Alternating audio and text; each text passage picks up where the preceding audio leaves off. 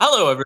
Welcome to the Celsius podcast with your hosts, Aiden, Beck, Uri, Episode and Nick. 46 and a half. Why a half? Yeah, what makes it I a half? wonder. Aiden, why is it a half?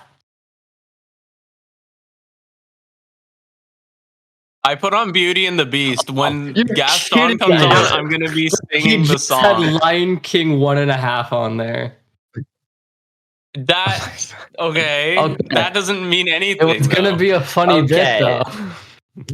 Okay, well, Beck, we're that was playing Beauty and the Beast, so Okay. when Gaston starts to play, I'm just going to Okay. sing the entire song. okay. Is The weather not gonna here happen. is 62 Fahrenheit. Weather here is 62 Fahrenheit. Let's see what the weather is today. This is my third time opening the weather For app me, today. it's 52 degrees Fahrenheit, but that might be me, in it Serbia. is- Oh yeah, Nicola? Yeah, it's that's in Belgrade. It's 62 degrees Yeah, Fahrenheit where I in am. Belgrade, it's 52 degrees Are Fahrenheit. you in Belgrade Where's right now? Belgrade? No, but for some reason my computer thinks I am. That is called location. Location tracking. Well, my location okay, is guys. set to- okay. I wonder if anything of newsworthy happened over the last week. I Yeah. don't know. Maybe. I don't think so. Maybe Maybe. a certain writer's strike, a deal that came to a halt or ended. I don't know, Beck. I feel like someone Okay, in Focus would do well- a package about it. As the one who recently hosted the Thursday, September 28th in Focus, I am the most qualified reporter to talk about this topic. So Of course. I've been Actually, working on I a am. package about the writer's strike, and it recently came to an end. I did. believe on Wednesday or Tuesday, The 25th. the Wednesday. 25th, which is No, not. that's Monday. That's Monday. I was That's very Monday. wrong. We're all So wrong. it's on Monday, and they ended. It was the second longest strike in writers history. Yeah, Yeah. but the thing is, it didn't really end. It has a tentative deal, and now all of like the writers need to vote on it, and then once they vote Vote on on it, it'll it. become ratified, and then that will start like a 3-year deal, and then in 3 years they'll negotiate again, and we might go on another strike, but I don't think that's likely. I think they because ratified in the it on la- Wednesday. No, they're gonna do it soon on October 9th. Oh, it's not. But But they just made a tentative deal. Oh. Essentially, tentative means that they're like agreement in principle, but now they're just subject to like final contract deals. that So- makes sense. But And it was 148 days, and it's the second longest strike, as you said. Uri, did you actually read what they said in the agreement, or should I say what it is? I went through all of it, but I can just give like as quick points, or you can if you want to. Yeah, I saw the parts about AI. yeah. So Yeah. the big thing is AI can't be used to create writers' work, and writers can still use AI if they want to. That's the big Mhm. thing. Yeah. And they had a new They don't Rules have for to. me, but They not don't for have me. to. Yeah, the studios can't force them to use AI. Yeah. And also, That's like one of the biggest parts. yeah, and then residuals is also the big thing. Where now it's like, if 20% of the domestic subscribers watch your show, you get Mhm. residuals on it. I think that's what it said. As a writer? As a writer, yeah. Because essentially, Really? studios, That's really good. because studios, Or you get better. a lot of residuals. popular shows on streaming, we're getting a bunch of viewing hours, but we're not seeing that money translated to the writers who are creating these popular shows. And now we're Yeah. seeing that now they actually get to take part on the more popular a show is, the more money the writers will get. So That's Yeah. really good. And then one other thing they had But, was yeah. like, they increased the minimums for writers' rooms, so you can't like just have yeah, like that's a big one issue writer in too. charge of doing like 20 episodes of a show. Yeah, Okay. because But why wouldn't you? because the less writers, the less good the product is. Because Yeah. a writer's Yeah, room, but also then they won't get overworked, and it costs more money. What do you mean? No, they're going to get overworked if it's just one person. yeah, Exactly. Yeah. Nicola is on the corporate So why do we side, want I'm more? assuming. yeah, And it's also going to cost more money. Yeah. No, Why do we I care could- about making a good product when we can overwork Yeah, why do one we guy care? to We make No. just bad? make money. It's about $1 extra. It's just no, because Every dollar you can save is a 'Cause dollar worth saving. there's this like kind of big myth that there's like the auteur showrunner who can do everything, but if you do here's a really good example of when a showrunner kind of fucks it up, because what the fucking Idol is? That was all from fucking Sam Levinson. And he made and he just wrote he completely he made one season of Euphoria, and then HBO was like, this guy, let's give him all the money he wants. And because it's like a myth, because no showrunner can actually do it by himself. And just like people think that these shows, no, they have writers that plan out the season. They make the show better. And so essentially what they did is like the more episodes like of a season, the more writers are mandated for the minimum amount of the episodes. So we're seeing that. But this deal is not just about those. We got the three biggest things were AI, the pays and like residuals, and these rider zooms. But there's also other things I'll just list off. Health and pension contribution. Obviously, we're seeing like training for showrunners. There is no new standards for specific budget programs. And we have a minimum increase of, so they'll do 5% increase and then 4% increase and then 3.5% increase over the coming years of like writers in working on the show. And so we're seeing like all of these things are a huge win for the industry at large. Yeah. Okay. And then so one thing I want to say is I kind of want to say, I think the best word to describe it is like a theory, but like one of the things that the studios asked for was being able to use the scripts to train AI. That's one of the things that they're allowed to do. Yeah. And in 3 years, when this like contract ends, everything's fair game again. So it seems like they might be trying to, over 3 years, looks like meat's back on the menu. Build back up like a war fund and train the AIs more, so that in 3 years they might just delete save some money. Yeah, they might be able to come back stronger. Yeah, no, I definitely think Bob Iger is training a troop of corporate warriors to fight for the new writers deal. Money. How can you read? There's no pictures. But no, this deal is very, very, very exciting. Like, I actually have a question. You said you're doing a package for In Focus. Does anybody in Focus know about this writer strike at all? Nobody. I really? And they were all like, I thought that one was the actors, because people only care about the actors because they actually know the actors. I see. But did the actors start striking after the writers? They did, yeah. My intro to film teacher, we at some point talked about Doom. They said they really liked the Doom movie and were asking when Dune Part 2 was coming out. Yeah. I was like, it got delayed until like March next year because of the writers' strike. Yeah. I mean, like people just don't know that. Like people just don't know the implications of the strike. And it was a intro to film history teacher. How do you know? I mean, Dune is mostly the actors one because the film is finished, but they don't have like the people there to promote it, so they don't want to risk putting it out without any of the actors promoting it. Yeah, which is how I think Barbie and Oppenheimer kind of got in like the really exact right time to come out. Yeah. I mean, they're right as people were going on strike. One of the new clubs is this Pally Film Club. It might be interesting to get. I need to rant about this. So they have done like two announcements about this like Pally metaverse. No, not the In Focus Club. The Pally Film Club. No, I'm not. No, this is not. This is different than what you're talking about, Nicola. It's like the Pally Meta Club, and they're like, learn how to use AI and all this. We can do AI animation. They like have that plaster on their thing. I'm like, bro, what the fuck? Dude, that's not gonna look good. Back. Take this, bring it to school with you.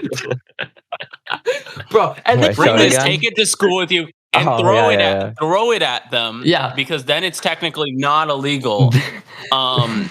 And then they'll be charged for the crimes, and then they can go to prison. They promoted it like twice back to back on InFocus. I'm like, bro, I don't care about your random AI club doing all this. You need to, Beck, you should step in and say, you guys suck. Yeah. You guys fucking suck, you degenerate corporate bastards. Yeah. Fuck you to death. You fucking go to fucking hell. I kind of want to do a package to spite them and to show how bad all the stuff they're making is. But that would also probably get shut down. Yeah.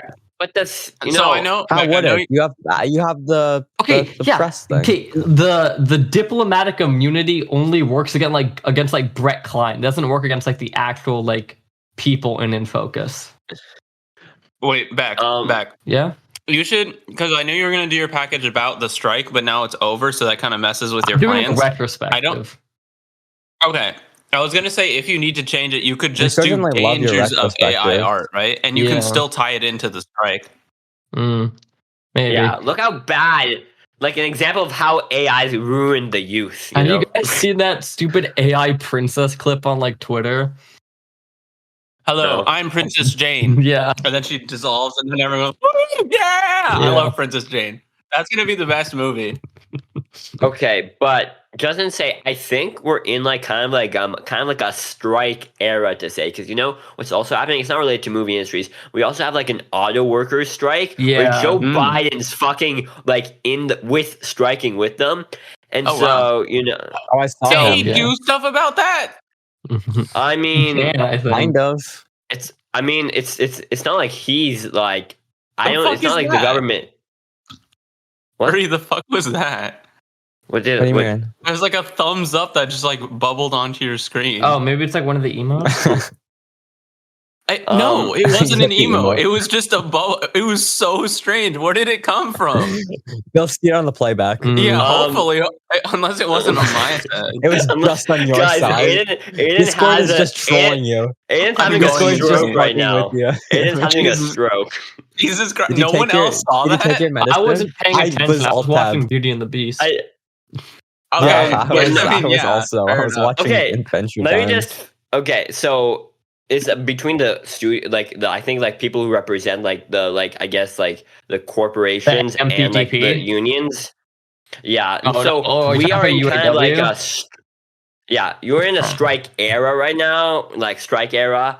But the thing is, the actors are still on strike, and that's what's kind of halting most productions right now. Because good, now we're getting studio people back into the writers' rooms, and so we're getting stuff like The Last of Us season 2. They're working on that right now. I think they're gonna call it 2. Are they gonna call it season 2? They're planning to do 2 seasons out of the second game. So they can't call it part 2. They didn't call season 1 part 1. Okay, it's gonna be just as good as the game. How it went was they did Last of Us, and then they did Last of Us Part 2, and then they did a remake of the first one called Last of Us Part 1. Yeah, but and I'm telling you, is actually twice the length of the first game. Yeah, so they're the doing show sense of Part 2 is going to be just as good as the game. What, Nicola? People hate the game for some reason. It's going to be just as good as part 2 of the game. Oh god, people I do think they're going to do the same plot points, but I feel like they're just going to make the writing feel a bit tighter, like I think they did in season 1. I do hope the writing wasn't really the problem in the game. The problem of the game was they kill off the main character for no reason. Yeah, the one thing I really hope is that they don't kill Joel with golf. No, they change that. They're gonna do that. They're gonna do it. Uri, I'm fine with him dying. I just hope it's not via golf. Wait, Uri, do you know the plot of the second one? Yeah, I know the plot of the second one. So I think they're gonna do the 2 parts: 1 season Abby, 1 season Ellie.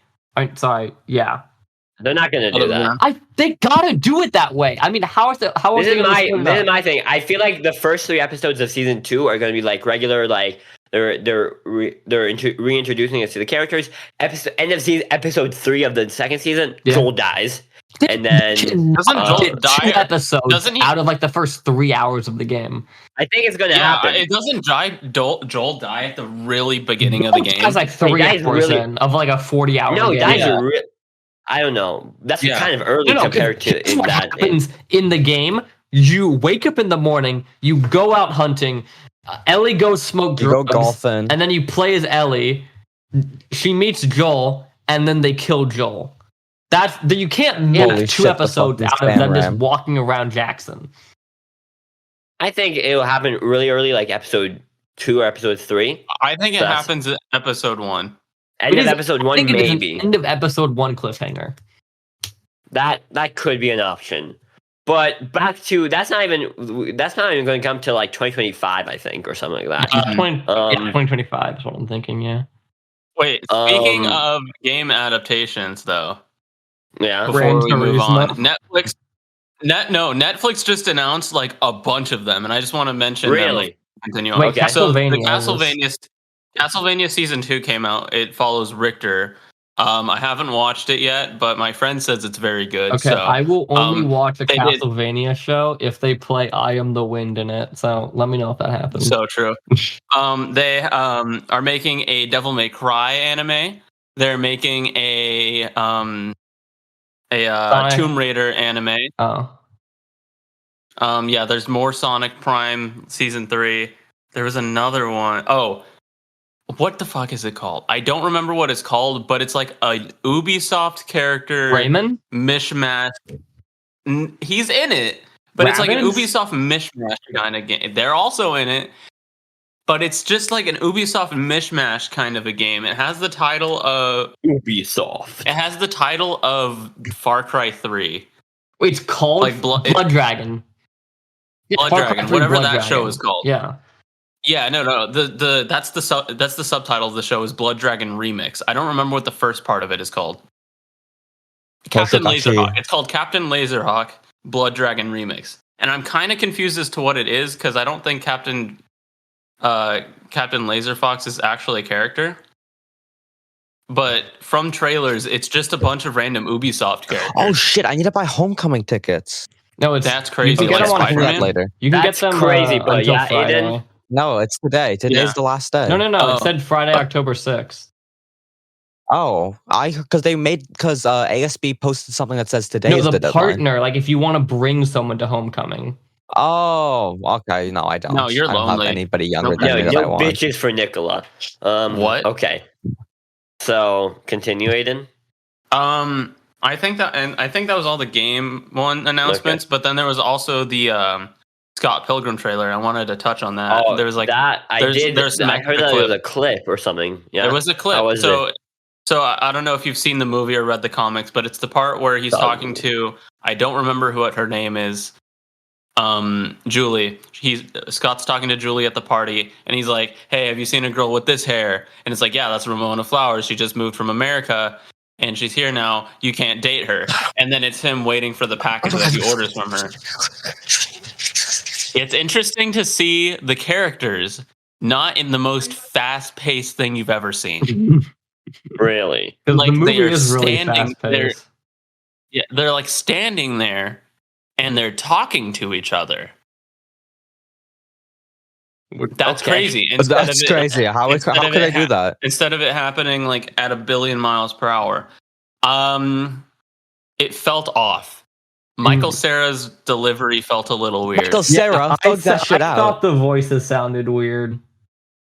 Really? I mean, somebody's calling me. I don't remember the actor for Julie, but it's the person that played April in Parks and Rec. Yeah, Karen McCulkin sounded fine, but Michael Cera sounded weird. It didn't sound like Michael Cera. Really? Well, he has aged kind of a bit, so you know. Yeah, but like he can do voice acting. He did it for Lego Batman. He plays Robin in that movie. He's really good in that movie. He feels off though. Wait, Michael Cera did Lego Batman? I thought that was he was Robin. No, he's Robin. Oh, Robin. Yeah. But it was just off to me. I mean, it looks like it's gonna crazy. be good. I'll definitely still watch it. Is that Scott Pilgrim versus the whatever anime still happening? Yeah, it's coming out in like November. In November. Yeah, we just in November. Like 2 seconds ago. We were just talking about Nicola. Sorry, I had to talk to my mom because the whole house was shaking for some weird reason. Yeah, no one cares. But nuclear bomb in 3, 2, 1. Let's. Okay, so I just want to say, I think SAG-AFTRA strikes are going to end soon too. You know? Yeah, I mean, if the studios want to make a deal with the writers, that means they're very close to a deal with the actors. Yeah, because they like actors more than writers. Yeah, because actors are like the face. Only like the top actors. If you're like a fucking like jobber, you have to be an A-list one. Yeah. If you're like who provides like most of the acting, just like the minor roles, then they don't give a fuck about you. Yeah. So, but it's exciting. We're getting better pay, and Beck, when you like, I think graduate, you might be entering another strike, or something. Okay, well, my graduation date from college is like 2028. So that's 2 years basically after it ends. Hopefully, yeah. Anyway, yeah, it will. The deal ends right now. This negotiate will end in 2026. So hopefully it's not a 2-year strike back. But, stupid. But no, I don't think it's going to happen because I think wasn't the last one like in 2008, and that's like 2008 housing crisis. They would have signed a way longer term agreement if they didn't plan on having, because like I feel like 3 years is pretty short. Yeah, they're stupid. 3 years is pretty short, but it allows the writers to kind of get ahead of like bigger issues, because like AM is going to be a really big issue, and the fact that it's shorter allows them better time to adapt to what another deal would be quicker. So it makes sense that's shorter, so they can have more like they can fight against more. Because if it was 5 years, we'd be stuck with this like AI rising rather than if it was 3 years. So it's better if it's shorter. Okay, but we should probably get into actually what we're watching. Before what we're watching, I want to talk about. Aiden said something about voices not sounding. Oh my god! Similar. So that's basically what we have been watching, though. No one has been watching Rick and Morty. Yeah, you watched the trailer. Okay, yeah. Let's talk about the Rick and Morty. Let's talk about the Rick and Morty trailer, and I want to go. Each one of us give our reaction to the new voices. Beck, you start. Okay, well, first of all, I was blown away. I fell out of my seat when I first heard them. I was you fell out of your seat, such as this? Yeah. No, he it was like, into a leg. It's actually the funniest shit I've ever seen. It was that how it was, Beck? It was like crazy. I mean, why don't you show us? Why don't you show us? I can't, because this chair would most likely break if I did that. That'd be really funny. Can we see that? I'm not gonna do that. Can we do that? Like, do it now. Do it now. Do it. Do it. Yeah, no. Do it. Okay, yeah. Do it. Okay, you were blown away. To be honest, if I wasn't looking, I would not be able to tell the difference. Yeah. What do you mean? Rick's voice just isn't as like. They do not sound that different. I felt only like two parts where I was like, oh, the only thing that really sounds really different is that Rick's voice isn't as raspy as like it used to be. It's a lot smoother. When he was yelling, you can definitely tell though. Yeah. Like, he doesn't have that alcoholic. He's not an alcoholic. I'm just gonna say my reaction. I felt like the Morty voice is like, I think like almost 90% there. There's still 90% a little bit the thing. There was just one guy who could make a spot on impression, like almost 1-to-1, that everybody was like, please hire this guy. And people are kind of disappointed that he didn't get hired. Do we know the actor? We don't know yet.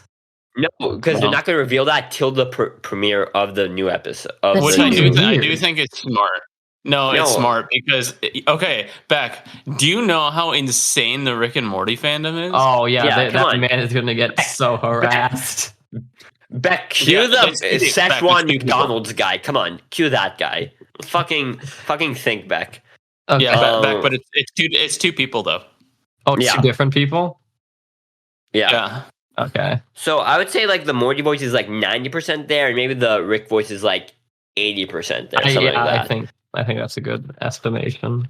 Yeah, but no, the trailer without the voices, I think the trailer looks interesting. I really hope they focus on Rick Prime storyline this season. I know it seems like they will, but I don't know how much they will. Maybe like I don't know why they wouldn't. I mean, I think like maybe like I know, but do you think? I think like a lot most as they're usually it's probably going to be mostly episodic. I think they're going to do like maybe a final episode of the seasons like on the thing, and maybe like a start episode, and I feel like that's what they might do. But the voices. Take it what you will. They're not bad. They're not as bad as I thought they were going to be. I was very surprised when I heard Okay, so it starts off showing Rick's voice immediately. He opens the door. He says, "Morty, I'm a leg. I'm a leg, Morty." And I was like, "Okay, I turned myself into a leg, Morty. I turned myself into a house, Morty." Holy shit! Adventure Time reference. Because I mean, Finn actually turns himself into a foot in that show. He does. He does. I don't think he turns himself into it. But okay. Yeah. No. Magic. Was it Magic Man or was it? Yeah, it was Magic Man. Yeah. Background character at the time. Do you mean Normal Man? Oh yeah. No, that's later in the show. That's after Betty. That's later. Okay. Yeah. That is. Okay. Normal. Yeah. Yeah, Aiden. Huh? So you said you were speaking about Adventure Time. You said you were watching the trailer. I've been watching. Yeah, I mean, I said it already though. I mean, we can't give in depth. Hold on. I just want to say, he's got to pull himself together. Gosh, it disturbed me to see you, Gaston, looking so down in the dumps. Every guy here loved to be you, Gaston, even when taking your lumps. There's no man in town as admired as you. You're everyone's favorite guy. This is everyone's on and inspired by you, but it's not very hard to see why. We're gonna get copyright strike. We're not gonna get copyright strike. Hey, well, trust me, guys. Let's just say I'm excited for the new season coming out October 15th.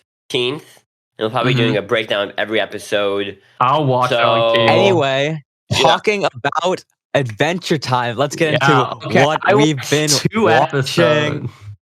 Actually. Okay. No, Beck, you watched 2 episodes. Okay. Let's see these 2 episodes. So, I think I'm season moving 2? at a great pace. I have done 2 episodes. I'm already on season 5. Aiden, I'm going at a better pace than you are with Avatar. Sure, arguably, no. I've watched more percent overall than you have. No. You're not allowed to do that. You're not allowed to do that. I am allowed to do percentage.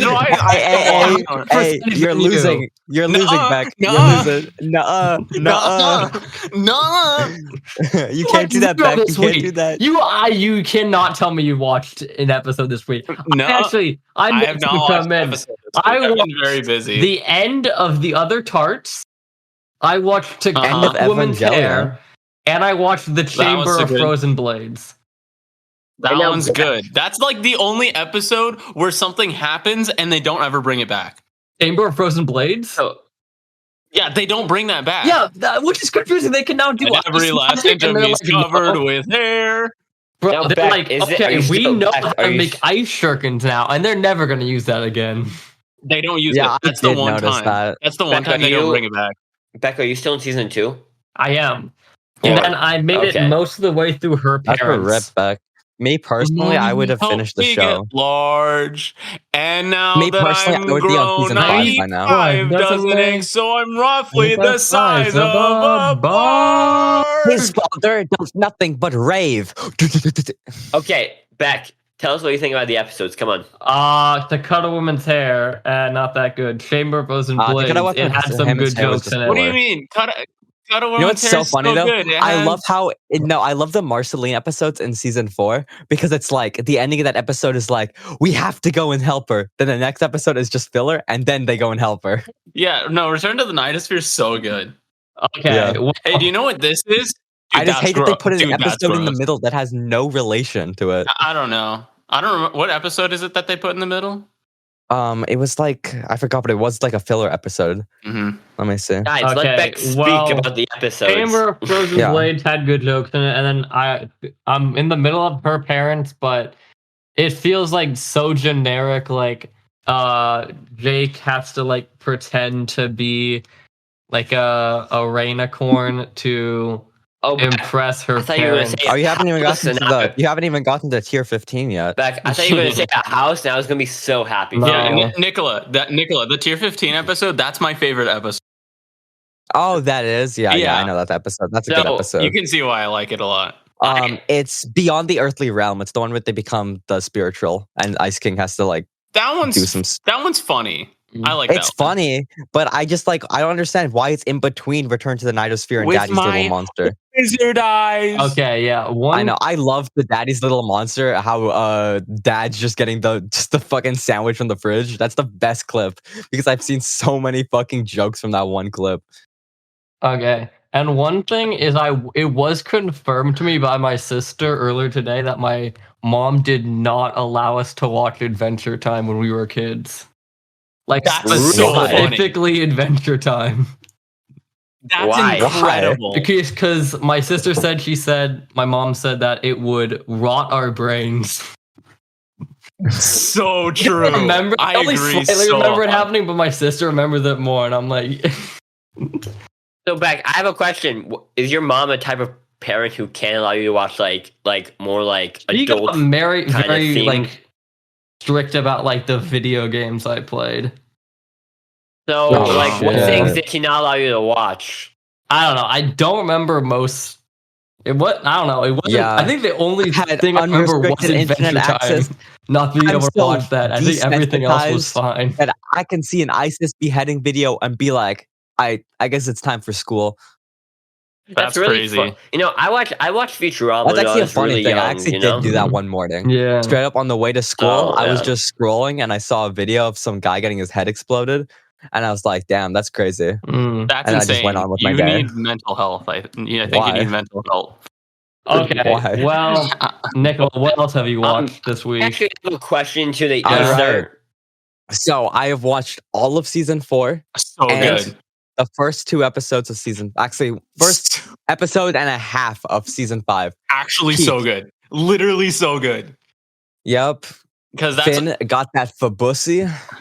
The book, child. We're running out of time. Give me the book. I fucking love the Lich. Holy shit, the Lich is the best character. Hey, Nicola. He's like Thanos. Okay. He's the Thanos of Adventure Time. He's literally the Thanos. I will have you know that like Friday night last week, I went to sleep and I had a dream. I watched an Adventure Time episode that had the Lich in it. But I'd actually have no idea what he's like, so I just was like, it's this random slow guy. It's also really good because I got the bacon pancakes episode. You know, that's my favorite. That's the same episode. That's my favorite episode. Making bacon pancakes. It's such a good episode. That episode's so good. Jake, you're president now. Oh my god. oh yeah. I think the most memorable episode I just watched was probably BMO in Noir. BMO Noir is so good. I love it. Nicola, there's an episode. I love how Finn and Jake. There's an episode in season 5 that is literally Finn and Jake's like adventure while BMO goes and finds a sock. Oh, that's great. You know, it's the same episode because Finn doesn't have his sock. Jake has the spiral on his face, and then when they at the end of the episode they get the sea lord. It kind of seems like cultural appropriation, but it's awesome. So good. Nicola, when did you actually get like really into the show? Which episode? What do you mean? Like, when did I get into the show? When I started the show. I'm seeing back, and I'm seeing back. No, I have told you this before. When I start a show, I binge it. Yeah, okay. I know. Bro, okay. So it's not like one episode is gonna hook me in. I need like the plot to start. I've basically at the rate I'm watching it, I've basically been watching one season a day. Okay. But since season 5 is like 50 episodes, it'll probably take me 2 days to watch that. It's fine though. Season 5 is so good. Yeah. Okay, and so Aiden, do you have like a suggestion for when the plot kicks in? He's a clock. Kicks in for Beck. I mean, definitely season 4 is some of the like fire shit. Like end of season 2, the Lich is introduced. Okay, yeah. Okay. But like my favorite episode so far is when we actually learn about Marceline's dad and like that's actual plot development and character development. But like we've had like none of that throughout season 2. He turns himself into a house. I've been meaning to ask you, what's that pocket on your shirt? Oh, Jake's in there. Okay, hey, Jake. that was a funny bit. Yeah. No. What? My Disney Plus subscription ran out. No. I need to tell my sister to renew this. I was gonna, because I how am I gonna know the synopsis of Ahsoka without that? Yeah, how are you gonna watch the show? Oh yeah, how was But- the One second, I have to text my sister. Okay, but no, Yeah, I'll talk about it in a second. Let now me that text my we're at sister. Adventure Time, we have a very clean segue into Fiona and Cake for Aiden. So, All right. Yeah. this is an 8 and 5 minute monologue, so let's start. Okay, so I do know one spoiler about it, which is kind of sad, which is the guy does not break his leg in the finale. Very sad to hear. Wait, sad he didn't break his leg? He didn't break his leg, which You've missed out on some real development where I found a clip from an episode in season 5 or whatever season it's in. It's a clip of Ice King saying, "What? Broken leg again?" And his leg is broken. And I found it and I sent it to everyone like 3 times a day. What season is it from? Let me go check. You'll find it and you'll immediately just point at it and start freaking out. I know. I'm gonna go. It's the guy. It's season 6. I'm almost there. It's like halfway through season 6. Yeah, I'm almost there. Yeah. So it's Fiona and Cake time, right? Yeah. No, I have to talk about the one episode of Ahsoka. No, it's a clean segue to Fiona and Cake. It's a clean segue, Nicola. All right. Clean segue is the episode title. Clean segue. Come on, maybe. It's really not. Let's start with the good stuff. Was there bad stuff? Oh, there's bad? There's bad stuff. Oh no! I did hear that this episode has some bad stuff. Oh no! Bad stuff. It wasn't the best it could be. I give it a 7 out of 10. Oh, no! Oh, that's like a C. Deep. How are they going to recover? That's like How the hell are they going to recover from that? It wasn't the greatest finale in television history. This was so sad. It wasn't. It's incredible. It wasn't. So it's really funny. I've seen one reaction to it, and it's like I have never seen a 10 episode show want me to have more of a 10 season 256 episode show. Wasn't that the Shake tweet? That was the Shake tweet that I sent to everybody. Oh yeah, we've all seen it. That's what Nicola saw it. But that's exactly it. That's one of the points is that it's still very open to lots more stuff, which is incredible because I want more stuff. Okay. Let's start talking about it. Okay, so I'm not going to actually go through the plot this time. Ooh, I'm just going to say what is good and what's bad. One good, how they handled the relationship between Simon and Betty and how that concludes is really good and impactful. Oh yeah, I saw that clip. It was good. Because rather than them actually being together, they realized that they aren't the best together. Like Betty goes out of her way completely for Simon and ignores her own person, and Simon kind of just glosses over the fact that Betty is sacrificing this much for her. Like they're too blindly in love to realize their But issues. He got the Enchiridion. The Enchiridion? But that was and the crown. That was like partially the problem though. Yeah, I know. I watched the clip. Yeah. Okay. So I actually know the what way the they handle that is. Yeah. So I think that's really good. You've had that episode. Look out for bears. I'm gonna so true. So I'm gonna swap to the bad now. One bad thing. Yeah. Okay. I think they spent way too long on the way to show that scene. Oh. So they have Simon reading a book, and it's like an interactive book, and they like have that in a different animation style, which is cool. Granted, it's called Casper Nova, but that takes up so much of the finale. That's the name of the episode. Guess what? Yeah. There's more of them in the next episode than there is in the one that actually has their name in it. Oh. Sure. Which sucks. Which makes no sense to me. Also, Be Our Guest is playing, which is kind of crazy. Yeah. Okay, that's just how the movie works. Yeah, I know, but Be Our Guest slaps. Okay, move on. But you're getting excited over the show just like playing. It's so true. It just lasted way too long, and I think like they showed like 2 parts of it. I think they could have like explained one part of it and then shown the other part of it. Another thing is that Simon, he gets taken out of his own body and put into another body. That's one cool thing. They brought Shermie and Beth back, and that was crazy. I popped the hell off for that. Who is that? Finale characters. Oh, I see. Okay, yeah. But Simon gets put into Shermie's body. So all of his character development in that scene is coming out of Shermie's voice, which is fine. But this is like one nitpick that I have about shows is when they'll do like a body swap and then all the emotional development happens while they're in the body swap. So it doesn't actually feel like that character is learning anything. It feels like a whole different... Is there any other examples of that? Okay, no. I don't know. It's really specific, Westworld. That happened to me a ton in that show. Like they swap bodies so much in that. Now that I'm recalling it, watching season 1 and 2 of Westworld, it mostly is in season 3 actually. Like I didn't watch season 3. Okay, but is that the Jesse Pinkman season? Yeah, there are 2 Jesse Pinkman seasons. Jesse Pinkman, but it mostly happens in season 3 and 4. It's like they have the character swap bodies with like a completely different character, so it's so confusing. It just doesn't. It doesn't feel like the character is learning anything. It feels like you're following a different character now, and they're learning stuff. So it kind of lessened the impact of this important thing. The Futurama episode where they switch bodies. Yeah, I mean that's a good one, but like they don't really like learn very much in it.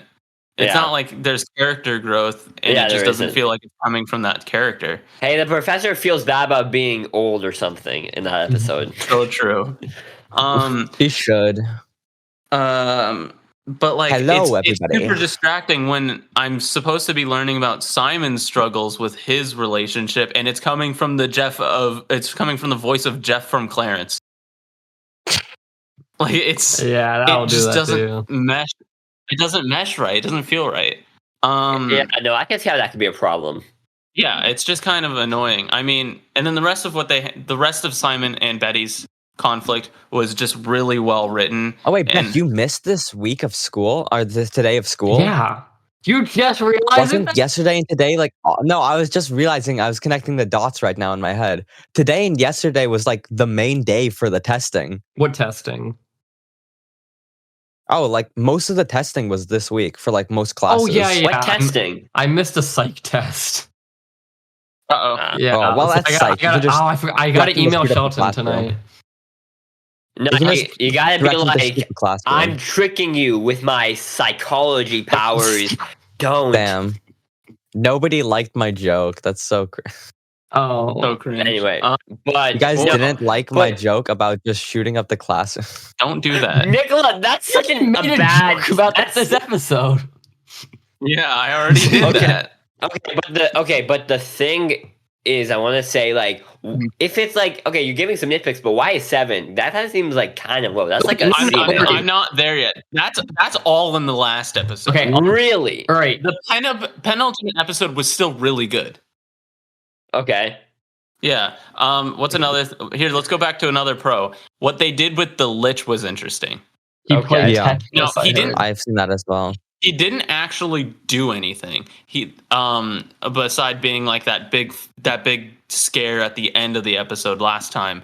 This time, because they go to Golb, and the Lich, he's one of the scholars of Golb. That's like his main thing. Last scholar of Golb. Yeah, he's the last scholar of Golb. Even though technically Betty would be, but yeah, and then he eradicated all life in this universe, and he's like, what the hell? I've lost all purpose. What more could you want from me? No, I think it's not only that, it's also because like he did it, but he got no recognition from Golb. Yeah, like that was his whole business.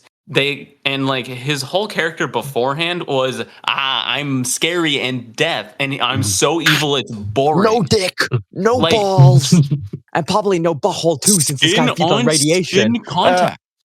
But like his whole character was that he's like evil. He's boring. Your Jordans are fake.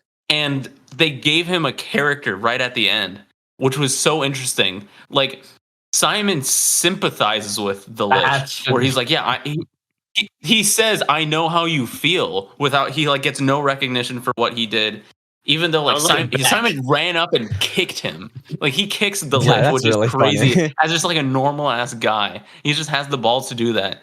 And the Lich with his whole Lichussy on the floor is like, Golb, why the hell would you do that? He's like, and then Golb just sees the Lich after he's complained, and he's like, "What more do you want from me?" And he's just Golb, like picks him up, takes him, and like turns him to and just turns him into a block. And it's how really does the music cool. go? Wait, 1 second.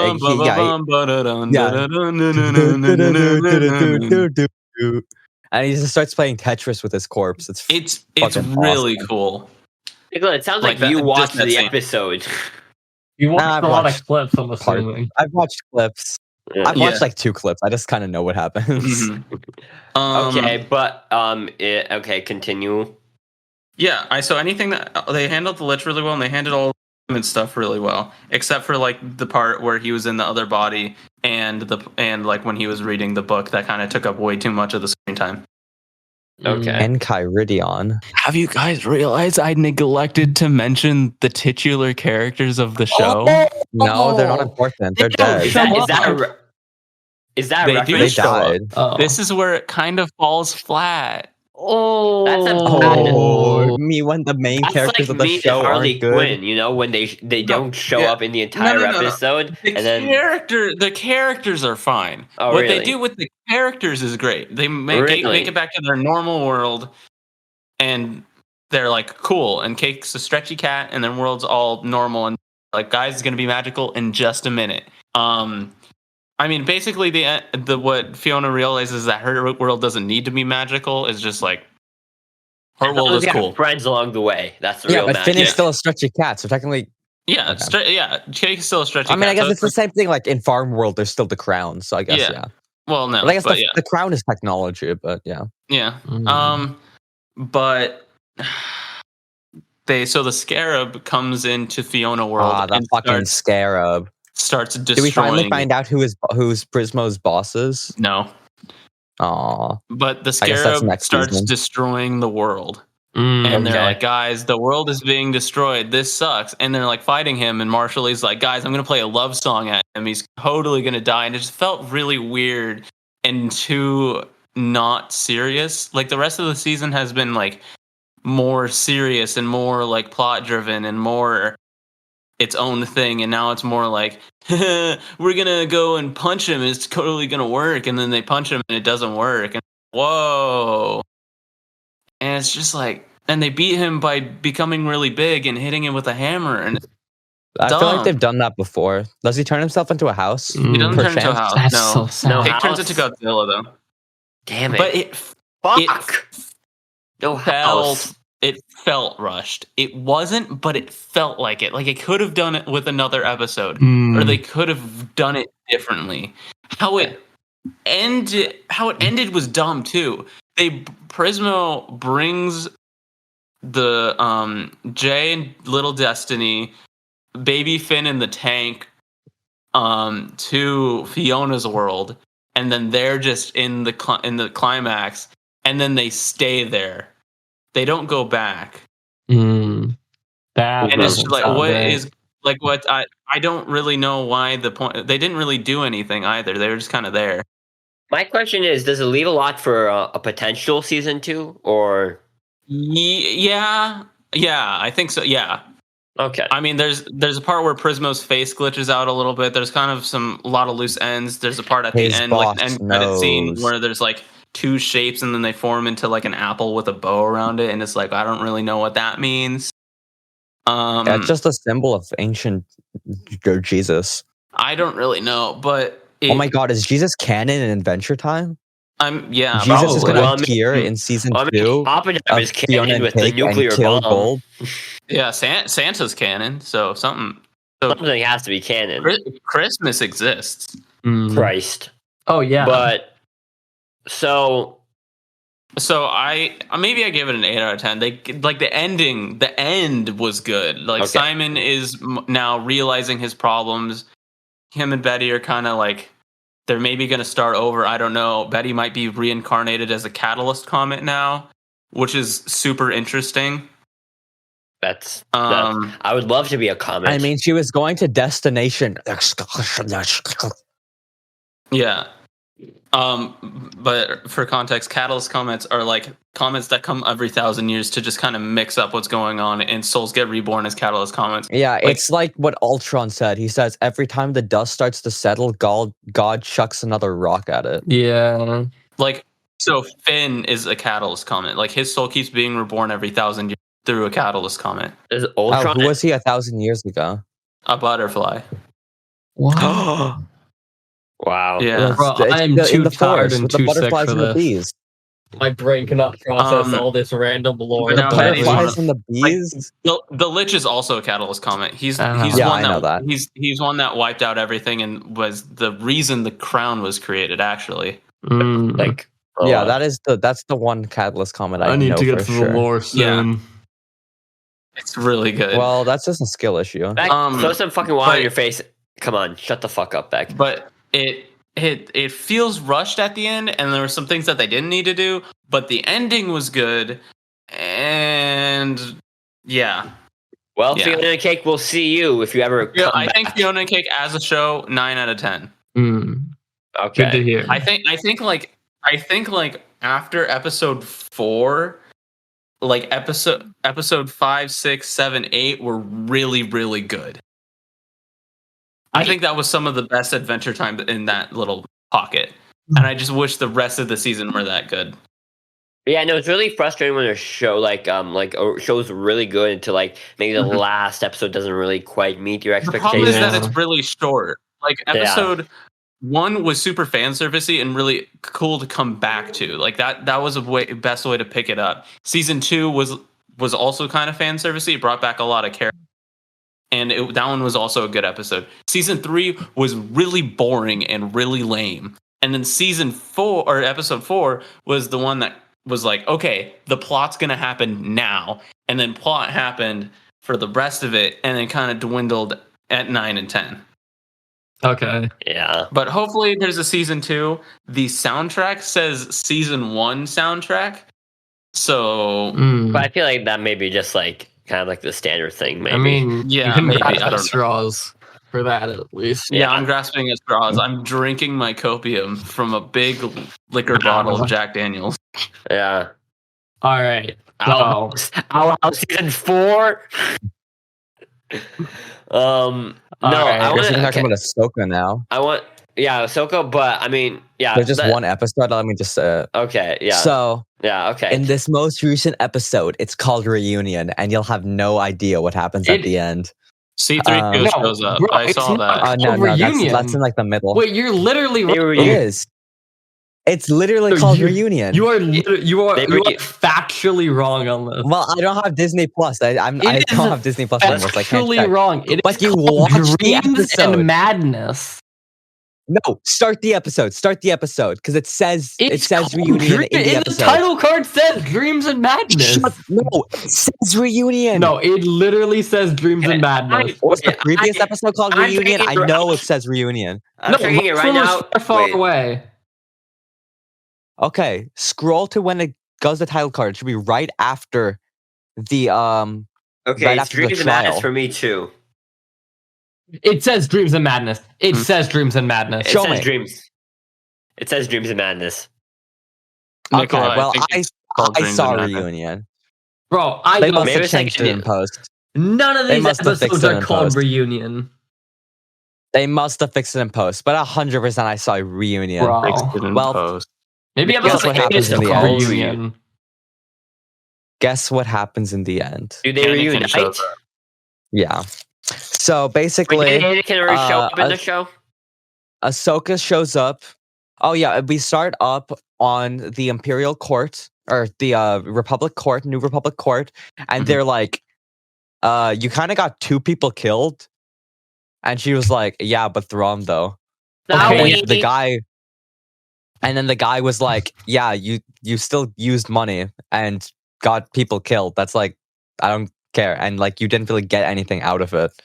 Okay, And but then C3P, and then he, and Nicola, then and then she's just like, "Fuck you," and then C3PO shows up, and he's like, "What the fuck does C3PO show up? Like, and Wait, when does C-3PO Leia shows know up who and he says, Leia "No, is? dude." "I'm here, Or how does I'm Leia know who here Hera on is? behalf of Princess Leia." because obviously they led the rebellion together. Wait, they talked to each other in Rebels? The episode? Yeah. No? Yeah, I watched it. She's still a child in Rebels. Wait, have you only seen episodes 6 and 7 and that's it? I was invested through 6. I wanted to watch 7. It is pretty obvious that Hera would know Leia. I don't. Wait, Hera is a general and is one of the first was one of the first leaders of the rebellion. Leia is also one of the first leaders of the rebellion. Wait, Leia's in the show? Obviously, they know each other. She doesn't. No, she's not only on the show. 3PO does. But it's like... Yeah, 3PO says he's there on behalf of her. Yeah, because the actor's fucking dead. They're not going to reincarnate her. They learned their lesson. They did that for like the... Yeah. Well, Filoni knows... Filoni's nicer to... Yeah. People. Yeah, Carrie Fisher. So then that happens, and then he was like, why would you believe a droid? And then Hera's like, yeah. And Hera was like, yeah, she approved it, just like a little bit after. And then Chopper gets really mad at the guy for being against droids. Yeah. Which is the first time I've ever seen Chopper in this show, and it was funny. And then she shows up. Okay, and then we cut to Ahsoka. She's coming in on the whales. Thrawn is just like, oh, she's coming. It's time to fucking get her. And then she's like flying in. She gets into the Imperial minefield and she has to go in and out and dodge and weave until she hides inside the asteroid belt. And then Thrawn is just like, Dark Sisters or like Night Sisters, use your dark magic, locate her ass. And then they locate her exact coordinates and just use aimbot. Yeah. And straight up just aimbot her. So then she moves a little bit away, and then he gets the stuff on Ahsoka, and he's like, her master was Anakin. He's like, fuck. There's nothing we can do. There's nothing we can do. Because he served. The thing is, he did serve. He canonically, well, not canonically, it's Legends now, but he did serve with Anakin Skywalker. Really? Yeah. So he knows. Okay. So she was like, no, and then basically she lands on the planet, she fights Baylan Skoll, they fight, they all reunite, and that's when the episode ends. Okay, my thing that something I don't like about the episode is that the Night Sister lady that's loyal to Thrawn, holy shit, she cannot stop glazing fucking Thrawn. Holy shit, everything Thrawn does, she's literally, Thrawn says a single thing, she's like, why would you do that? And he explains it. And it's just like, you're a genius. And stuff like that. Like, Jesus Christ, get off of his dick. She's a simp for him. Yes. And she's also just like so stupid. She's just like, why would you call off the fire? Why would you stop firing on her when you could just chase her down? And he's like, because I'm not a fucking dumbass. So how will Thrawn eventually lose, even though he's the genius? He's not gonna lose. I don't think he's gonna lose. I think because he was basically successful. Because the ending of the episode is also like, Ahsoka has lost the one thing she could not afford to lose today: time. Because he basically finished loading all the cargo. Because his first priority is not to kill them. His first priority is to leave. Whether or not they can leave or not or come back, he does not care. Yeah. But he's just like, I'm gonna dip. They're stuck on the planet anyway, so I'm a dip. And that would be to this new universe. Like, about to dip. And that'd be to the new galaxy. He's just gonna go back and reform the First Order. But Hera is actually getting them ready for like fighting against Thrawn. So final episode's gonna be kind of maybe big. Okay. I don't know. We'll see. I have a couple of things to say. Mostly about. You have a couple of things to say. I do. Yeah, let's see. So the stuff between Ezra and Sabine is, I think they have a really good like talking banter. It feels like they have known each other for a long time. Like okay. Like Sabine's like, oh, here's her lightsaber. Like, no, I gave that to you. You should use it. I thought that was pretty funny. One thing that was crazy to me was like, Thrawn calls the order for all the stormtroopers to retreat. So all the stormtroopers are retreating, and then Sabine is just still shooting them while they're retreating. I'm like, okay, that's bad. But don't worry. Why is he still? What do you mean? Why is that bad? Okay. That she's actually shooting them while they're retreating? Like they should be good guys. They should not fire on a retreating squad. You know? Do you know how many war crimes were committed in Star Wars, just in general? Okay, yeah. Just in general, literally. Do you know that the rebels were actually the bad guys for a really long time before Leia kind of stepped in? I mean, the Empire was right. Okay, fine. All those points are valid, except they let the Sith apprentice just leave without firing back at all. Yeah, because she can just dodge the blaster bolts. No, she cannot just dodge the. You should at least try to shoot her. No, I mean reflect the. Okay, but you should at least try to shoot her. The blasters don't have ammo. It's worth just shooting at her. Yo, they have batteries. Oh my! Bro, she ran out of batteries. I don't care about the batteries. She ran out of batteries. Oh my god. They fly now? Yeah, they fly now, Beck. They fly now. They fly now. Holy shit. Okay, so they do that's that, the only thing I had to say, and I probably will watch episode 8. Wow, Beck, that is the most unique watching experience I think I've ever heard. Why won't you just watch the rest of the show? Because it's all good. It happens. Like episode 4 is really good. Yeah, they have fucking Anakin as a ghost. Hey, he makes it sound bad, but it actually was good. Okay, well, maybe I will watch it after I watch episode 8. Or maybe before I watch episode 8. I don't know. Oh, look, a penny. Okay, so that's what I had to say about Ahsoka. Just did Coke, and now we have to move on to Futurama, final episode of the season. And I'm gonna say I actually liked it, and it wasn't. I want to know where that effort was for the rest of the season. Honestly, yeah. Like I feel like there's kind of like a big gap between episode 1 and 10. Like 1 was good, 10 was good. Like the middle episode of the Christmas episode that was good. Yeah, but they're kind of lacking. This was the first like Futurama episode that I feel like. Okay, Beck is gone, but I felt like it had a real fucking sci-fi plot that they kind of flipped into something. It had fucking the questions of, I think it's the first questions of existentialism episode, because Futurama usually does that. And this was the first episode aside from other Bender existential episodes. And holy shit, I'm so stupid. I was about to like see something. I was like, wait a minute. Homecoming's on October 7th. That's when I have my SAT. And then I remembered, wait a minute, the SAT isn't 24 hours long. I can do it. I can go to homecoming in the evening. I'm just stupid. So dumb. That the SAT does not take the entire day. It only takes the morning, basically. That's funny. But I thought, okay, so I'll just recap it for the viewer. So essentially, the crew makes the professor makes a simulated kind of universe, and essentially they're in the episode they're just watching the fucking crew doing the things, and then there is like a little hint that what if Amy brings up, what if we're also a simulated universe and our laws of physics are just computation code? And so there is a theory that the Futurama universe is a simulation. What do you think about that, Ethan?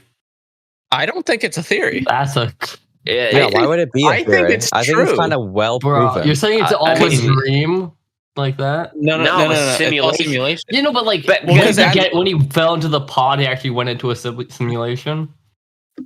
No. That the entire universe is a simulation. Even like before he went into the pod, it was a simulated universe. Everything is a simulation back. Wow. And so, but the thing, the message of this episode, it's that who fucking cares if we're a simulation? Who cares if we're in a simulation or not? What matters is that we're living kind of life. It doesn't really matter in the end. Yeah. I'm just living light. And got fucking blackjack hookers. I'll talk about why I think they're definitely in a simulation. I'm going to go make my own universe with blackjack so the and episode, hookers. They're watching the crew do their things, and then the simulated crew creates another simulated crew, and then the simulated crew is like, cascade, but with that. Yeah, and so they think, fuck, what if we're in the simulation? So they're going to test to go to I don't really know what their test was, but they're going to go to like the space and do something to the edge test of if the they're universe. No. They're gonna explode like a star or a universe or something, and from that exploding, they're gonna see if they're fake. But then Bender's all like, fuck, I'm an artificial intelligence. I gotta break the news down for them. If that because they're definitely fake, and so they're trying to stop it from happening. Yeah, my biggest gripe of the episode was that like I feel like the ending of the episode was kind of lackluster. Like Bender say, "Wait, I have a solution." We cut away, we come back. Oh, Bender, that was such a great solution. I just had to underclock it. But that's kind of a reference to I think the overclocking episode. I think, isn't it? Yes, but also this is like so in the episode, Bender goes down into the simulation. Bender can't come back. Farnsworth says he cannot come back from that. Yeah. But somehow he always Bender comes back. Comes back. And I thought like and it's like the outer simulation of our normal universe sent in their Bender. And that's what that is. We don't have the same Bender anymore.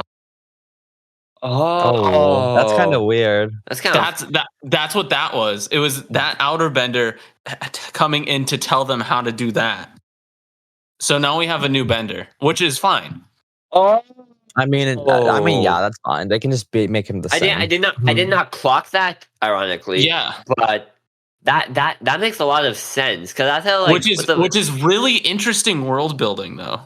Yeah, it's like so because it's not definitely explained, in a simulation but that's 100% what it is. Yeah. Okay, and so so I guess they've always kind of been a simulation. Yeah, that's what kind of what they dropped. And so, but the thing is, you know what? Does it really matter though? No, it doesn't. No. And that they're just like, you know, does it really matter if we're just fucking living life? You know? Yeah. No. And I felt it was a really, really solid episode to end on. And excited for the second half to drop in like, I don't know, maybe I'm gonna say spring, maybe. That really? Might be. You think that soon? I feel like I don't think it's that soon. I mean, really, you think it's like? I think hiatuses usually take a while. Well, I mean, remember the Rick and Morty hiatus for season 4 in the middle? Yeah, but this is a different season. This isn't. Is it a different season? I thought it was like 2 halves of the first season. No. It's season 11 or even season 12 or season whatever. Okay. I don't know. I feel like either that and that. Maybe like end of summer. Maybe. Yeah, maybe like same time that this one came out. Yeah, but no, I thought it was really good. Unfortunately, this season was a really big mixed bag. Some good, some bad, some really bad, some really good. And so some really bad. I think overall I would give it a 7 out of 10 maybe. I think 6. I think there are some real averages in there. Okay, are you saying average is a 7 or average is a 5? What the fuck you mean 60 cents for a convenience fee? Are you so it's convenient to buy? Yeah. Yeah. Convenience fee, more like inconvenience fee. Exactly, literally. I should be charging them. It's money for brand clients. It's convenient to allow you to exist in the so same that they can area. replace the clocks for a third time. For another $3 billion. But okay, let's see. What were the worst episodes of the season? I would say the COVID one and the COVID. If you're saying and COVID and the anthology episode. Yeah, those two. Good ones, I'd say the first episode, the Christmas episode, and the last episode. I think I would even omit the first episode. Really? A good episode. Yeah, I thought it was good starting off. Good. But that's also because I hadn't seen Futurama in a while, and I was like, yeah, that's a good episode. And then they hit us with some stinkers, and then they hit us with some real good ones. So now it's kind of like all out of whack what I think is good or not. Okay, mid-tier, kind of like Amy's Children, Crypto Land. I mean, I liked. Yeah. The Mama's on. Yeah, that one was good. I think that one's a little higher up though. For me. But but I feel like was it really going to be any other way than Futurama than this? I feel like it might have always kind of just been like that because even the Comedy Central seasons were like this. So, but it is exciting to see we're seeing a new season, but but do you ever think like maybe they shouldn't have, like a quick thought, maybe they shouldn't have returned? No. Yeah. I don't really think there's like people always say like if a show comes back, they're like, this shouldn't have come back, and I'm like, there's no real reason it shouldn't have come back. Well, I mean, if it undercuts the ending, show. that's the only. I guess, but also you're like, look, there's more. Yeah, that's a good point. But it's like more stuff is like not good, but like if like I'm like you really like Futurama, right? Yeah. So like I assume you were really excited for this season, right? I really was, and it didn't like disappoint, but I liked it. Yeah, I think like if something comes out from a series or anything that like is like, hey, we're gonna continue this, people are gonna watch it, and people are gonna. Doesn't matter if people enjoy it. It's not a mistake that they made it, right? I disagree. You're wrong, Beck. 20th anniversary movie of Succession. We're gonna see Kendall's child. Let me tell you, I think you like. Let's say like it's only if like the people that made it think that's the logical like continuation of it. I don't want to see something get continued on after it's done, everything's concluded, everyone's good. I don't want to see like another season where it's like, yeah, we're taking all that away, we're doing more stuff. I think. So, Beck, are you seriously telling me that you wouldn't watch Owl House season 4? I'm saying I 100% would, but am I saying that like it's the best choice? Like no, if they got everyone back and they're like, yeah, we're gonna do a good season 4, it's gonna be amazing, I would be all for that. But if they're like, we're gonna completely reboot the show, we're gonna do completely change everything. That's not what I'm saying though. I'm not saying reboot. I'm saying just continuation. Like not necessarily reboot, but they like continue it and they like undercut every ending. They change every character arc. They make every character unlikable in the next season. I'm gonna say that's not beneficial. But I suppose so. I guess you're right. I'm saying you consider the worst case scenario for this. This is actually a really good segue to my in this season. You're like, maybe the show should have ended with him alive. They don't kill Bender. They just in like some hypothetical universe, people wouldn't want the show continued if all of the main characters died. Bro, Bender has already died in the show, and he was a fucking ghost. So, but like, back. Yeah. Similar to you saying Bender, other John DiMaggio character in a show that got continued twice after it ended, Adventure Time. Yeah. That shit's so good. Yeah, I'm saying the fact that Jake is dead, but it's not always the right choice. No, it is never always a good thing. I'm not saying it's always the right choice. I'm just saying it's never the worst choice. Yeah, but Beck, I actually have something that might have evidence that. I mean, you can always take the J.K. Rowling approach and just. Beck, I have something that's good for your opinion that you should use as evidence: The Office reboot. I didn't see that was happening. I'm so excited to shit on a show as much as I shit on the last something one. That should not be happening. There's way too much of it, and I think you're gonna do like the new first show Office sucked, people, or and they're this just gonna do show's the gonna same suck characters. as well. Have you guys? Back this one, I'm also leaning into your evidence because that show did end. Yeah, like it ended. There was nothing to continue. Like Futurama had stuff to continue. Adventure Time had stuff to continue. Owl House has stuff to continue. If hopefully that comes back, but The Office not happening. Office what's doesn't it called? have anything. Inside Job. Yeah. Like they fucking watched the documentary in the final episode or something of the show that's been throughout the show, and it finite ended. Everybody has their happy endings, but I don't know. I don't know if it's a reboot, but I don't know if it's like a continuing of the main characters or if it's a reboot. Because there's some actors I don't think they're gonna get. They're not gonna get fucking John Krasinski, who's doing his own fucking Hollywood thing. I don't think they're gonna get Steve Carell. I don't think so.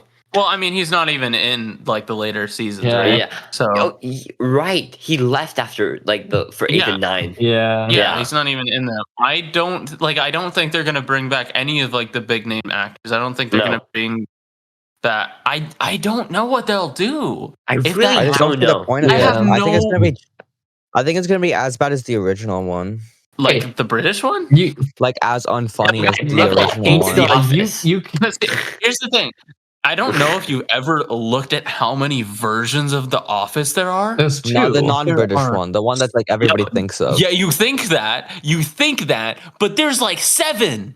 Okay. Did you know that the most popular one is the India one? What? Really?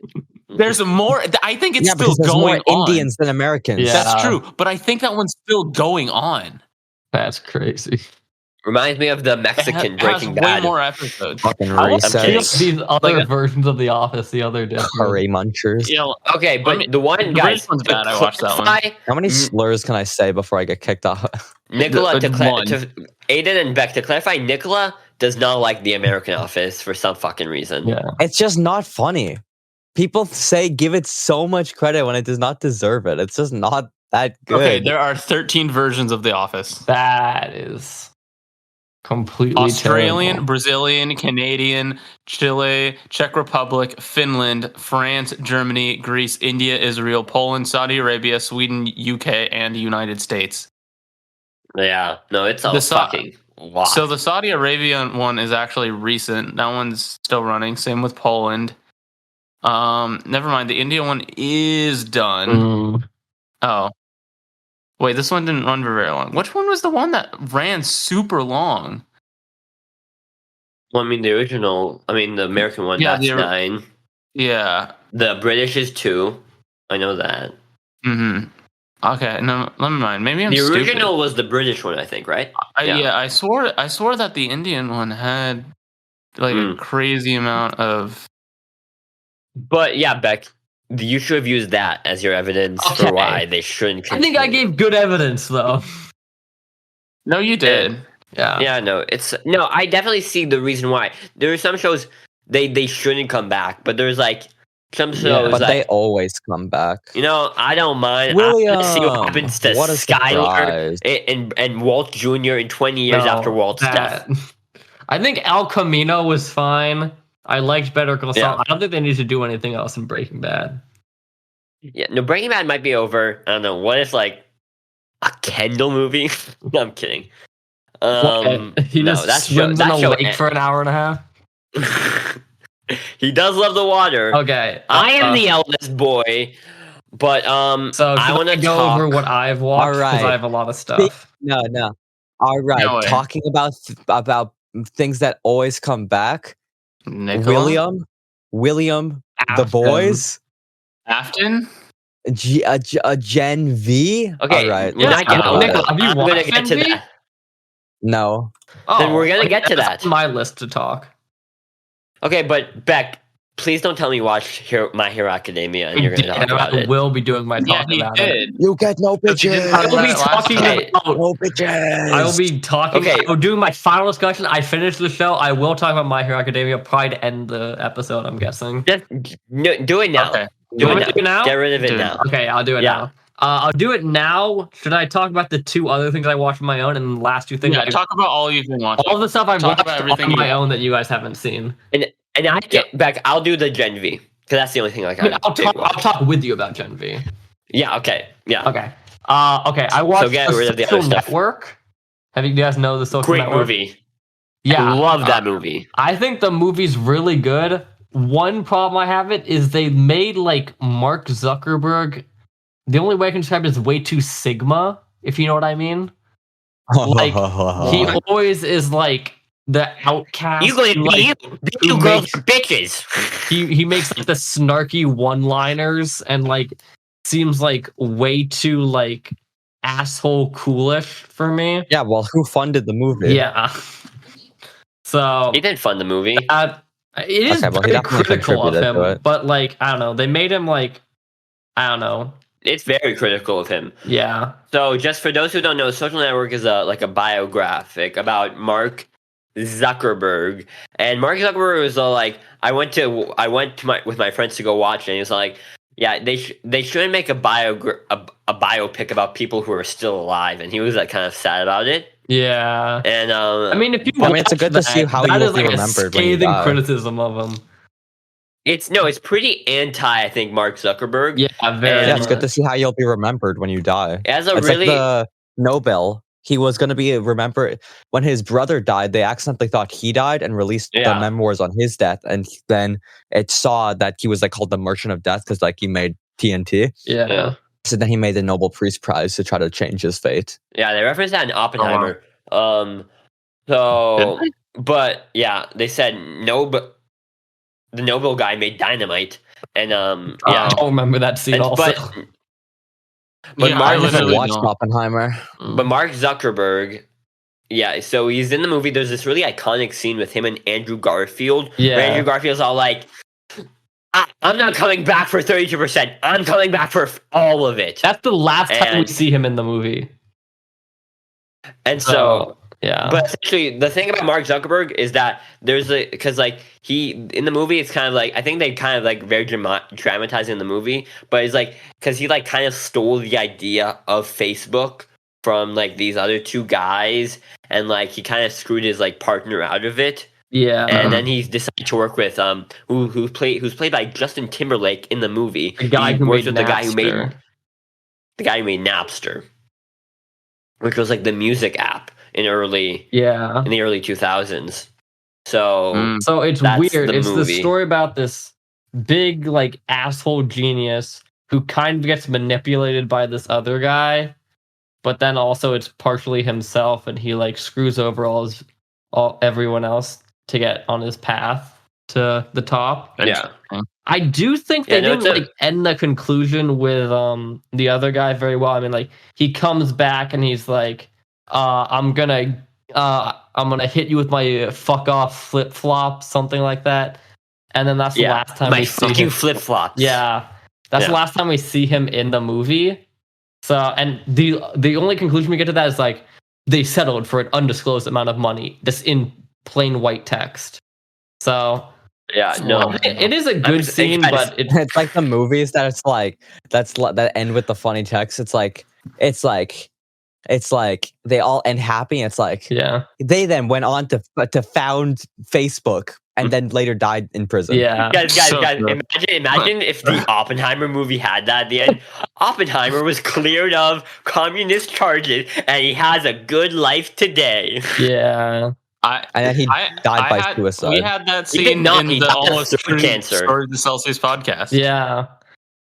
Yeah, it was in there. Yep, yeah. I did win 2 Emmys. That is very much true. I gotta do that. Yeah, and then he got killed in prison. Because I got killed in prison by Lech Byans. No. Uri gets killed in prison. You get killed. That's why Lech Byans. Yeah, is because he killed you. Prison. It's because he killed me. And then he kills Uri in prison. Yep. Yeah. But yeah, it's a good movie. It's made by David Fincher, who's made like a lot of good movies. What else did he make? He made Fight Club, Seven. Oh, I was just his eyes. He has a new movie called The Killer coming out, which I'm going to on Netflix coming out. He's a really prolific director. But yeah. All right. Well, that's what I watched. Social Network, and then I also watched like episodes 2 and 3 of Sex Education. You have this whole like big fight between there's this woman who is also a sex therapist versus our main character is a sex therapist. Oh yeah, I heard it. I know. And this then one. they I know both this part. and they're in like a poll. Whoever wins the poll, the other person has to quit being a sex therapist. So I remember this. I know this part.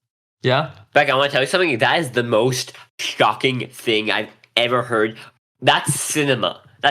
It is cinema.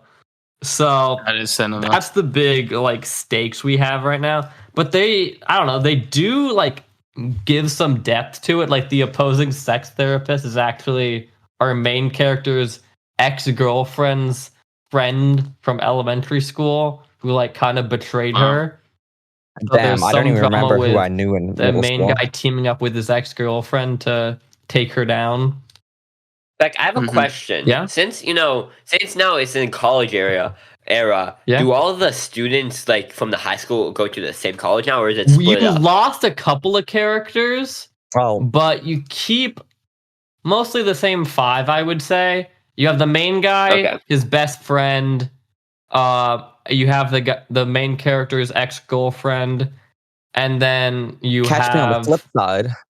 the main guy's girlfriend who is in the US, and we have a side arc with that. And then the main guy's girlfriend's friend goes to the college with the other three. But isn't it like frustrating to now see your characters kind of split up and like they don't have the dynamic with each other? They literally pulled the main guy's girlfriend back to England like 2 episodes into the season. Like they really trying to reunite everyone quickly. Yeah. All we lost was like minor side characters that no one really cared about. Oh, you said I don't think so.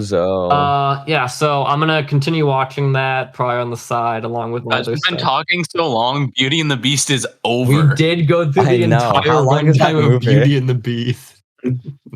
I really hope we don't get copyright strike for No, that. we won't. We'll be fine. So, and then I don't know. The mouse social network, sex education. Guys, time to give my review on My Hero Academia. Guys, please don't. Wait, everybody clap since Beck is finally done talking about this. Okay, well, I'll make sure the next show I watch you guys don't vehemently hate. So true. Okay. Just don't pick a cringe show. Okay, like watch something like cringe JoJo. when I started watching it, and then I got too hooked into it. Like watch JoJo. So true. You need to finish JoJo. Okay, there's a lot on my list I need to finish, but so the JoJo's episodes I #1. watched between now and the last time I talked about it can be split distinctly into 3 parts.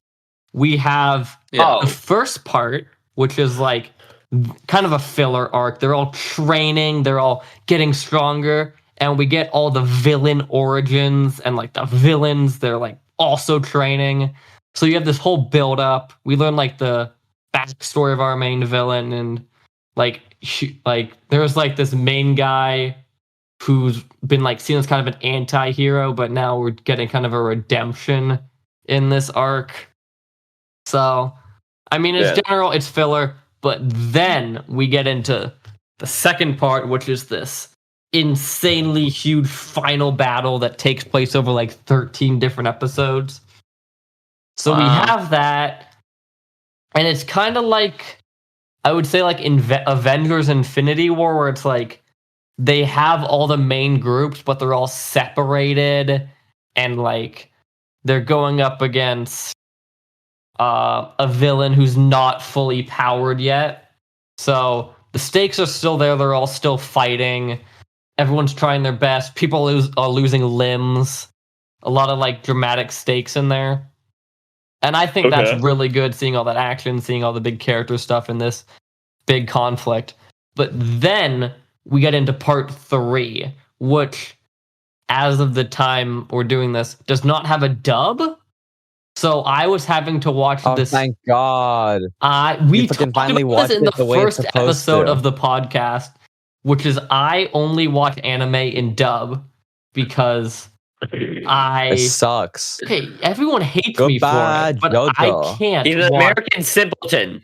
I'll take that. I know you're perpetrating the American stereotype. You're Serbian. I need it. I can't like focus on a show if I have to like also read the subtitles. There's only like a few things where I'm willing to like, yeah, this is good enough that I will watch. I will read the subtitles. Quit that yapping, boy. Parasite doesn't have a dub, so I can't really say that. But I watched Parasite with like subtitles, and that movie is insanely good. I think. Yeah, it's really good. Wait, you didn't watch Squid Game, right? No? I watched Squid Game in dub. It's such a bad dub. It's a fucking terrible dub. Yeah. Yeah, I never watched it, and I watched like the first 5 minutes in dub because I didn't realize there was a sub. Yeah, that's the way it was supposed to sound. So then I watched the sub as soon as I realized it actually has the proper version. Hey, why is Aiden's face been like that for the past like minute? Because he's trying to focus on playing Celeste through the mirror on his computer screen. I'm literally playing it backwards, and I'm looking at it through my computer, so it is as small as you guys are saying it. Yeah. This is literally impossible. Also, so cool. Okay. What I'm saying is like, okay, swapping from dub to sub actually like really fit for this arc because everyone's voices are a lot deeper in the dub in the sub. So that's really surprising. Part 3 is like the dark, everything's lost. All the characters are broken down because they lost part 2. Like everyone lost their limbs, and then the main guy escaped. Everyone else like got completely beaten down. They had to go to the hospital. And in part 3, like the entirety of Japan has fallen into like a post-apocalypse where like there need to be safe shelters established, and everything out there is wasteland. Japan. So it's very dark. Our hero is wearing like scratched up clothing. He wears like an evil mask now. So he looks a lot like evil and like sadder. And I think the deeper voice in the sub really added to that. But I still would have preferred it in dub. But yeah, I think part 3, bruh. It was it kind of you connect a lot with the character because like he's so committed to saving everyone. Look at this kid. But now he's like completely lost. So, and you have this really good scene where it's like he should kill himself. You have this really good scene where it's like all of his classmates have to like fight him to get him to realize you shouldn't be trying to 1v1 all these villains that are way more powerful than you. That sounds so fucking cringe. Well, okay, but the entire show is cringe. Fun of so you should at least focus on the emotional moments that are good. And that was good. It's cringe. And then now we're going into. They're saying the final battle happens in 2 days, so I don't know if that's going to be next season. But hopefully they can finish it soon. I think they're on a good track with it. I just hope to see how they end it. It's not over? It's not over. Like the manga's still continuing. The manga's still going? Yeah. Yeah, well, the anime, it's like there's definitely more to it. So but it's it's gonna take like a year to come out. So you'll have to hear about this again in a year. But you're up to date with it, you're saying? Yeah, I think it's very much can be cringe at a lot of points, but if you can get past that and focus on like the actual story, there's a lot of filler between a lot of the strong emotional points. I would say seasons mostly 4 and mostly 5. Just 5 is just a lot of filler, but every other season it doesn't have a lot of filler. There's a lot of good stuff to it. That's and I'll watch the rest of it when it comes out. I think it's pretty good. I'm gonna say something similar, but I feel like what you said about it's a lot of cringe, but if you can get kind of past that, you can get to the story. Yeah. I feel like this is my review. So I'm going to be talking about Gen V. Oh. Gen V. Did you think some of the stuff... Let me tell you something. I gotta say... This show is... Yeah. I gotta say, first episode is peak because they played a Babino song in it. And I am like Are you kidding me? Big Babino You're such a shill. So let me break this song. This is like if in the newest Adventure Time episode is gonna broke be his so leg. Fucking cringe. No, Nicola, you're wrong. I'm gonna say there are some cringe moments, but anyway, let me give a little breakdown. Yeah, you can break down the episodes. So, The Boys is a TV show about, what if superheroes were more like celebrities. I think we know what the boys are.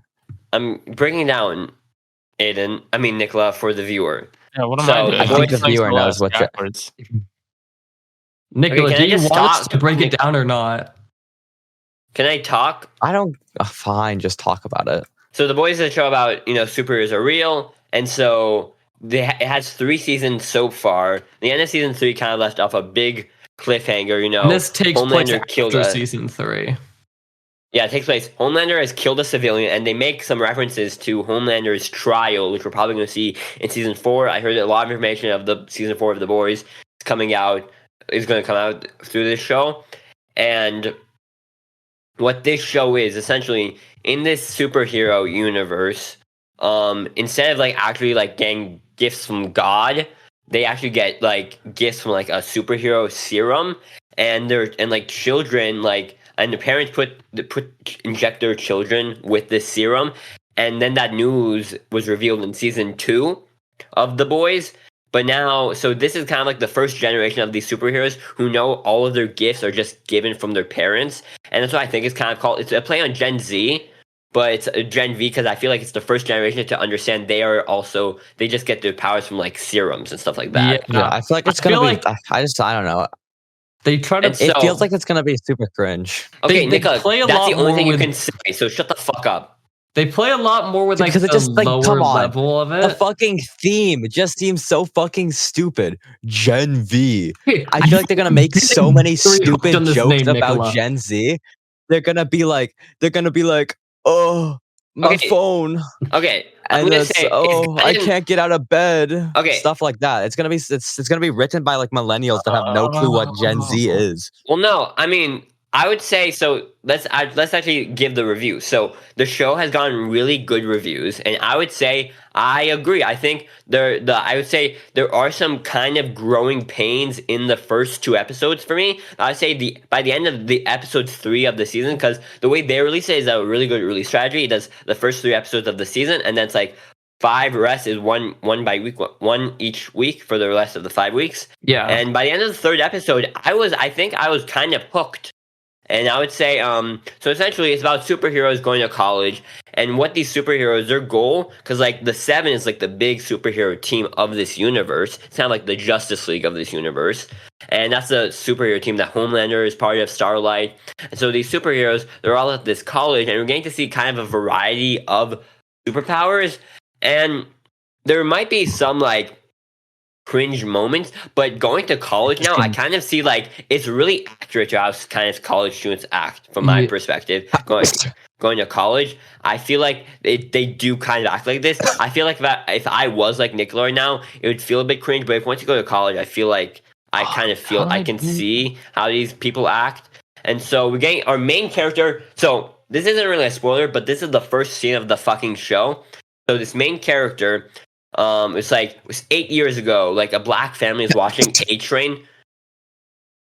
Here comes the A-Train. A-Train on the news getting accepted into the 7, and like they're all like, "Yay!" And then this like the 2 black daughters are like they're playing with their phones, and then like the older one like she gets like a stomach cramp, and then she goes to the bathroom, and then she's having like her period, and then the mom's knocking on the door, "Honey, are you okay?"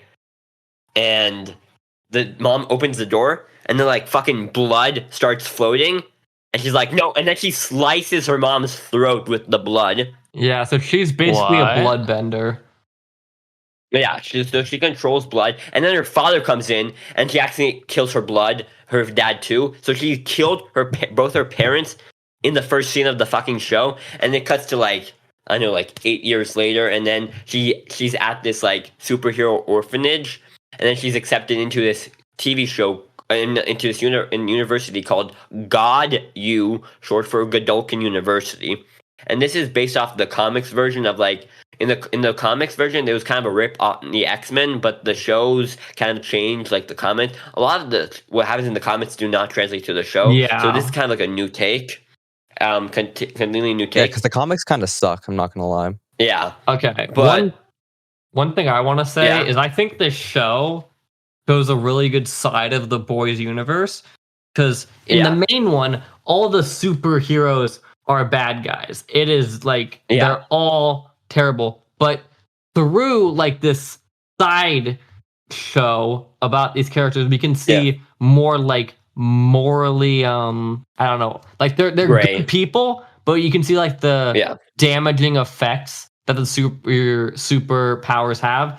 It's kind of like I'm glad you brought up the X-Men, because like a lot of X-Men stories, they're like they have so many superpowers, but like they don't like them. Like they do bad things. Like they're what I forget her name, but like one of them, she can't touch any other person. Rogue. Yeah, she can't touch any other person because then she'll like suck the life force from them.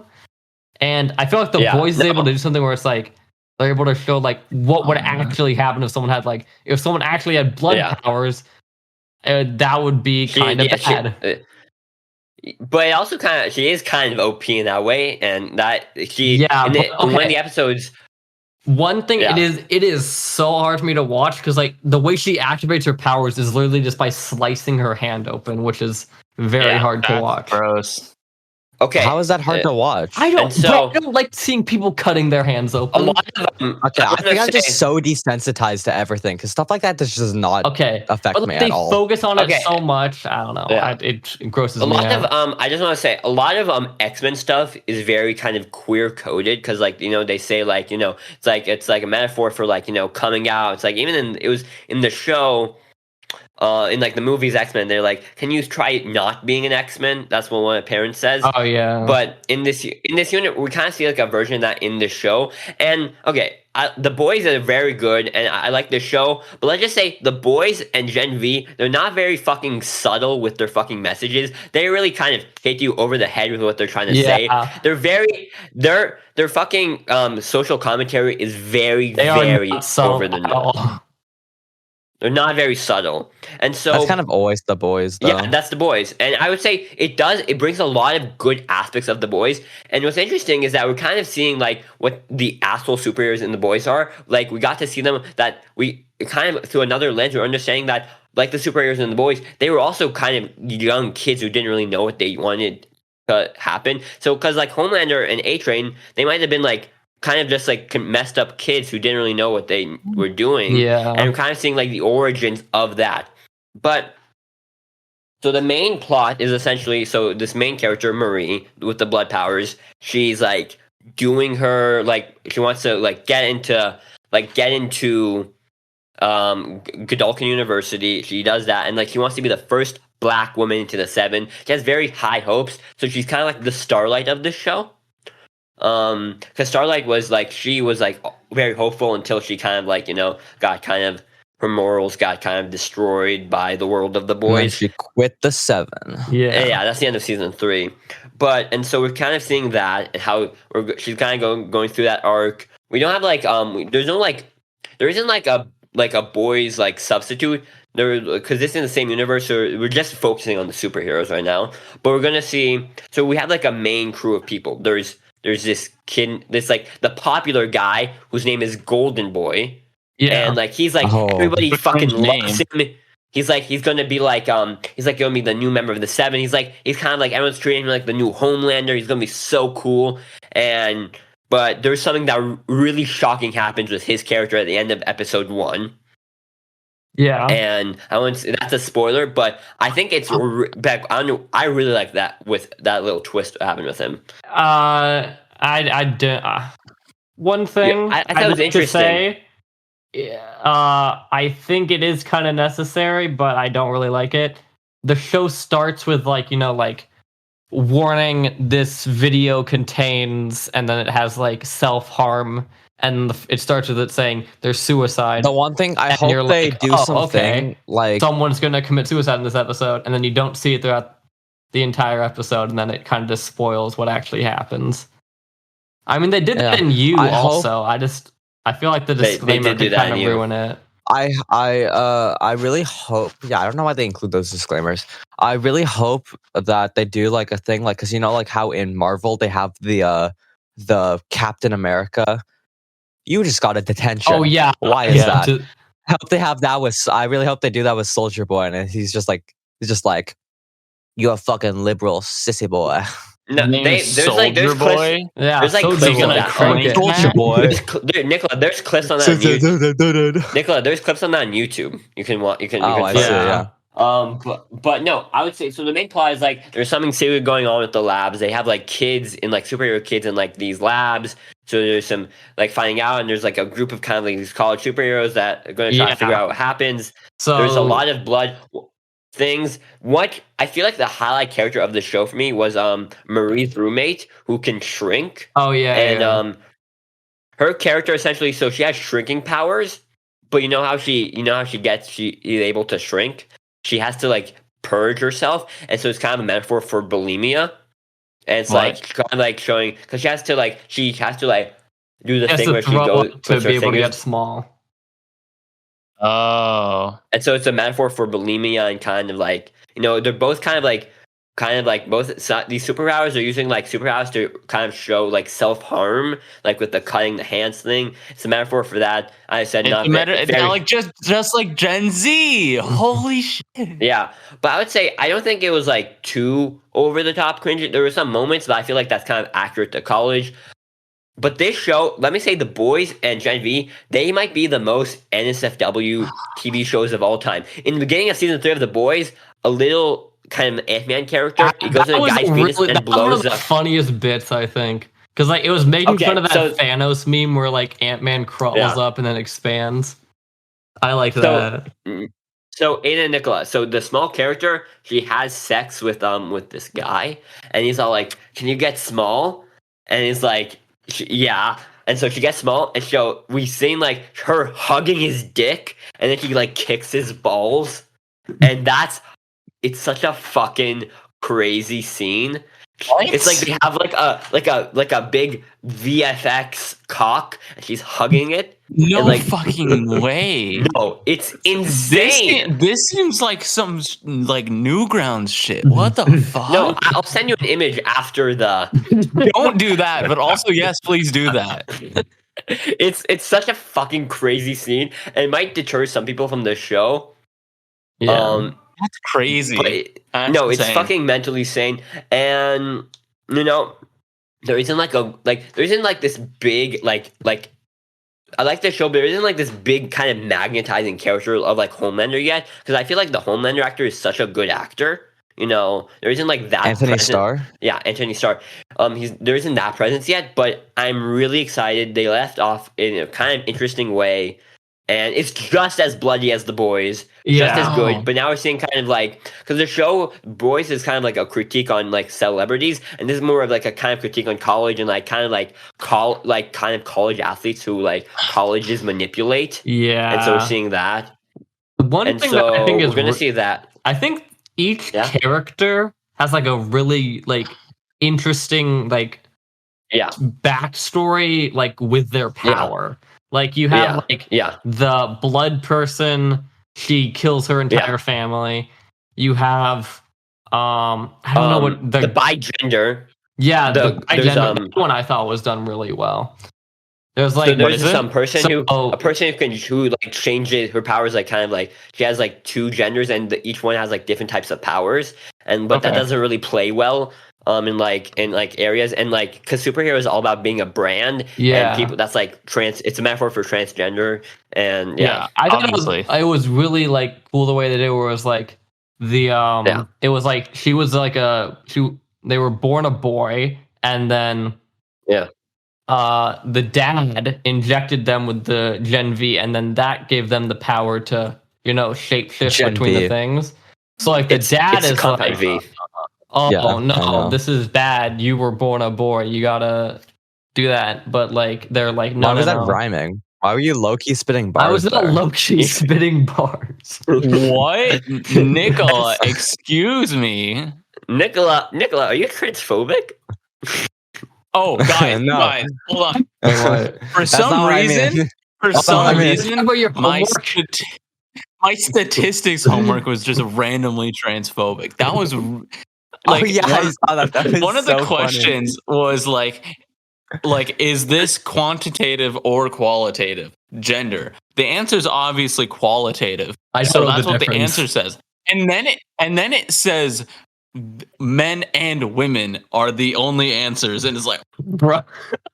I'm like, it is so easy just to avoid that. There are so many things where it's like qualitative versus qualitative. You could have picked an easier one before. You could have still done that. You could have just not had that second part.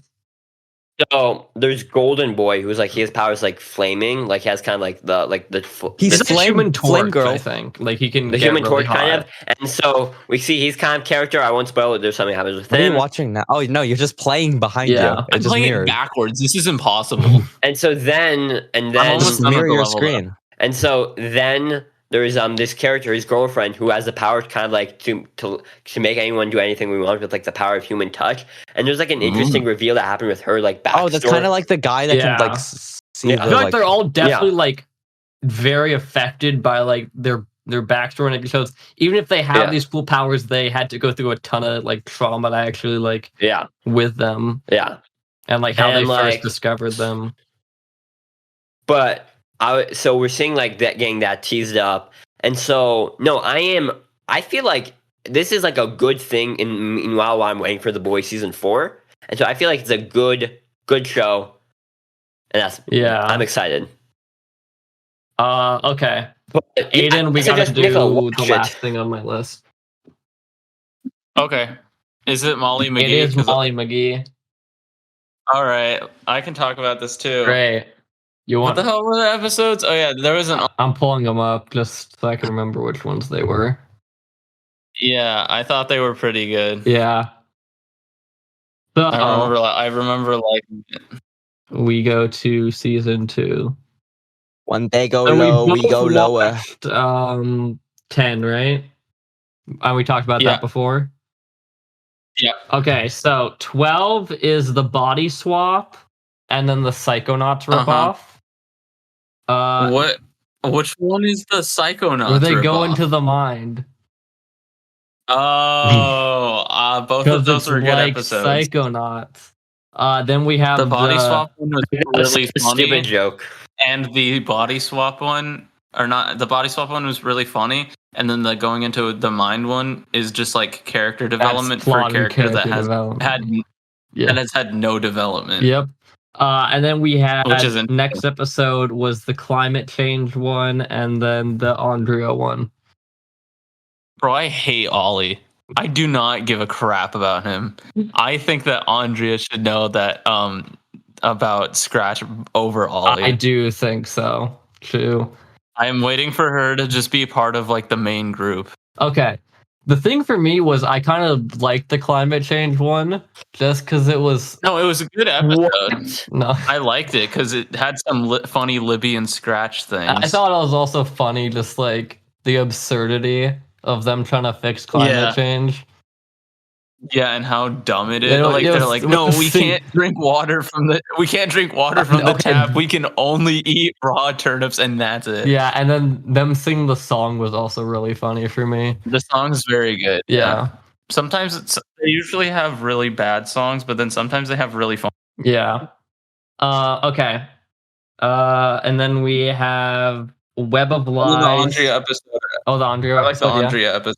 I thought that one was also good. That one I just like her as a character. Yeah. And they don't use her too much. She was good. They added a bit more depth to her, which I thought was good.